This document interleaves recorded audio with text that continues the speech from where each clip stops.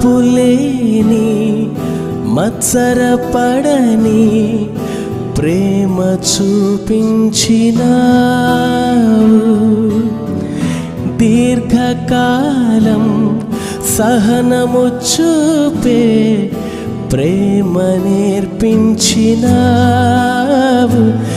ఇది ఎవరు చూపించని ప్రేమ, ఇది లాభం ఆశించని ప్రేమ, ఇది ఎవరు ఎడబాపని ప్రేమ, ఇది మరణం వరకు కరుణను చూపిన ప్రేమ.